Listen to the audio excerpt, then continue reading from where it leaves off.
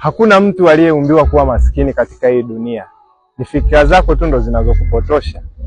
Unajua kwa nini nimesema hivi? Kwa sababu hata kama umeisha darasa la 4, uwe hujasoma, umemaliza chuo huko mtaani, huna ajira, wewe ni mwajiriwa, labda kipato chako hakikizi mahitaji yako, hakuna mtu aliyeumbiwa kuwa maskini.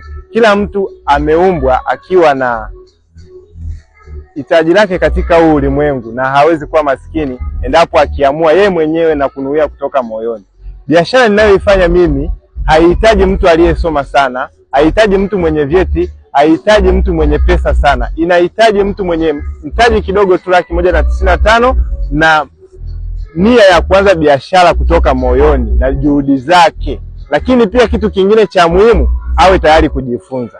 Kwa mtaji wa 195 nimekuwa nikiwasaidia watu wa aina nyingi sana kuanza biashara, wamekuwa wakipata faida hadi 400 kwa wiki. Chukua namba yangu kwenye bio, nitafute leo, nitakusaidia biashara gani ufanye ili uweze kubadilisha maisha yako.